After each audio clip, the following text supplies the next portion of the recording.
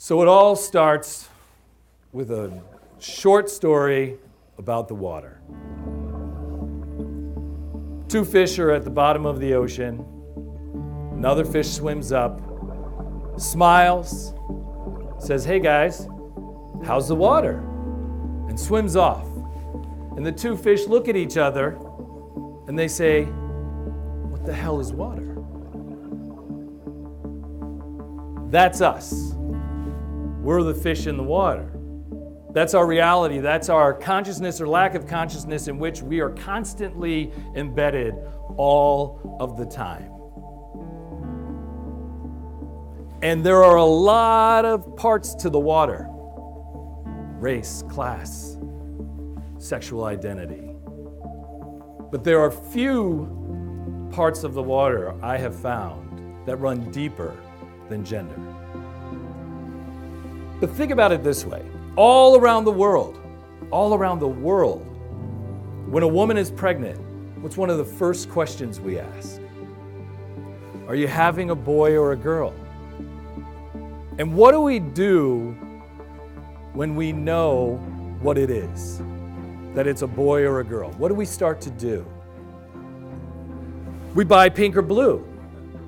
We start to write a narrative. Whether we want to do it or not, we start to write a narrative about that child.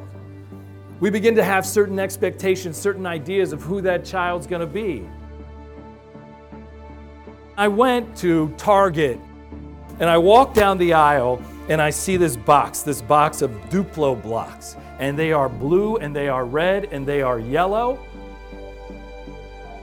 And it's all boys on the cover and they're involved in like some construction. Duplo blocks for boys. And then I just turn in the aisle. And on the opposite side of the aisle are the exact same Duplo blocks. Except what? They're pink and they're purple and they're yellow. And the little girls are involved in playing house or something. That's the water. When my daughter goes with me to Target or Walgreens and we're checking out and she sees magazines, what does she see on the magazines? What does she see on the covers? What does she see about women? What are the messages? She can read now. When she's looking at these magazines that are clearly for women, what do the titles of the magazines say? What are they focused on? Weight, beauty, and sex. Not relationships, sex, because the reason why you got to focus on sex is why? For you or for him? For him. And the reason you got to focus on beauty is for you or for him? Or everyone else? There is a sea change that's happening in our society about men and the permission that we're given to be who we are, to be who we truly are outside of the confines of gender. But there are also some very strict reinforcements of it. So let's talk about the man rules. These are the rules that we follow as little boys. It's the water. As soon as we're born, we're starting to learn the man rules. These are the ideas that we internalize as little boys about who we're supposed to be in order to be real men. What are some of the rules? Don't cry. What else? Be tough, stoic. Don't be vulnerable, provider. Nobody sits us down and says, "Hey, here's this list of rules that you have to follow." We just learn how to follow. It's like a giant electric fence. We never know when we're going to get shocked, but when we get shocked, we learn. We're born into this world, and feelings are like a box of 64 crayons. Remember those? Remember those from when we were kids? 64 crayons. How many colors are in that box? Just close your eyes and imagine all the colors that are in that box. You got the little sharpener in the back. All the colors. And you know what we start to do? As soon as that boy is born, we start to pluck the colors out of the box. Can't have that one. Can't have that one. Can't have that one. Can't have that one. Can't have that one. Can't have that one. So by the time that boy is in adolescence, what's left in the box? Black and white, maybe. Gray. And then what we say is now paint a beautiful portrait of your life. That's essentially what we're doing to men as we take those boxes. I mean, part of living a conscious life is we get to put the colors back in the box. All of the colors back in the box. And a lot of men forget that they were given a box of 64 crayons. They just believe that their box is 6 crayons, one color. What we know from research is that when a baby boy is born, he is held less, caressed less, talked to in a rougher tone, handled more roughly, allowed to be by himself more. Isn't that interesting? Isn't that interesting? From the moment a baby boy is born, we already start to disconnect from that child.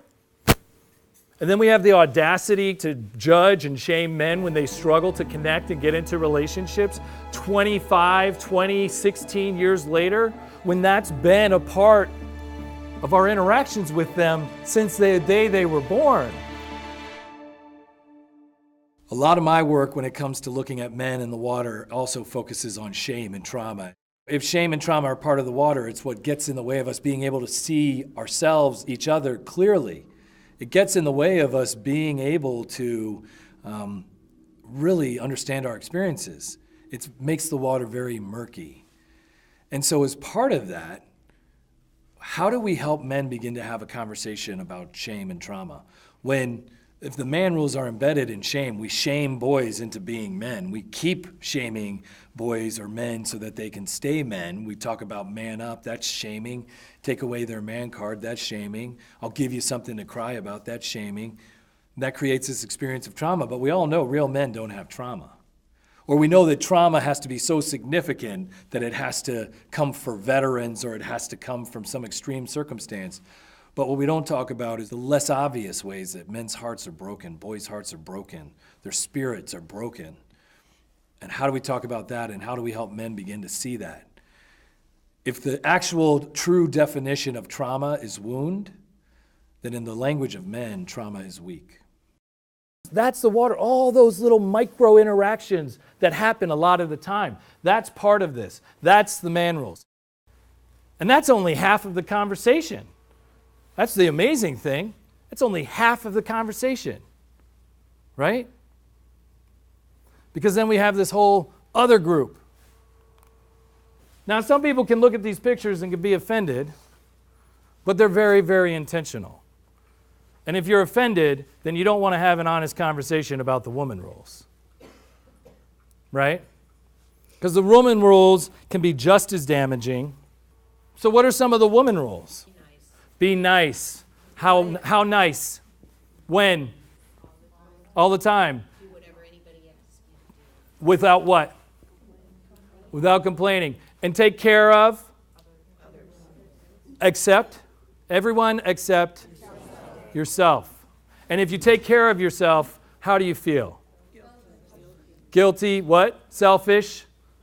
Be thin always. Be beautiful always. Be a nurturer. Be a mother. Be in relationship with a man always. Always be a mother. Always want to be a mother. Define your womanhood by being able to be a mother. Be weak. Be emotional passive. Be. Don't.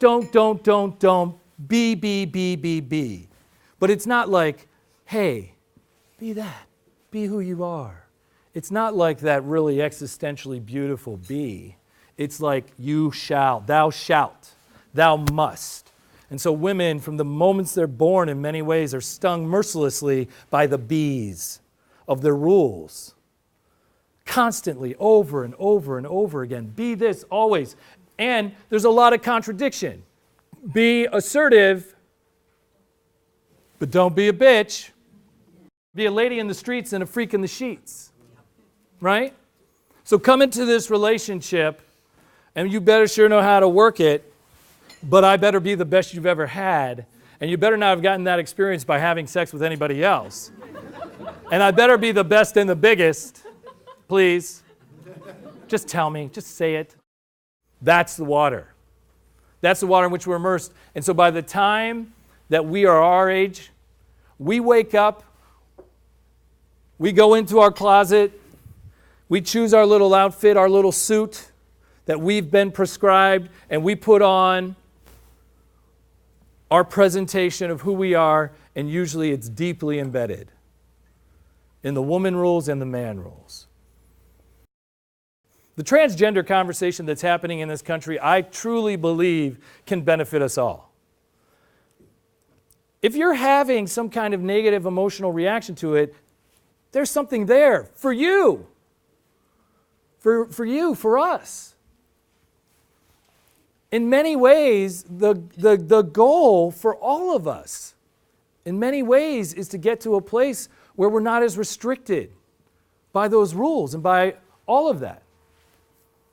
So that's the gift, that's the lesson that the transgender movement is teaching us if we pay attention. If we don't let our own shame and our own trauma kind of create a disconnect. And what's really powerful is how the man rules and the woman rules mix together.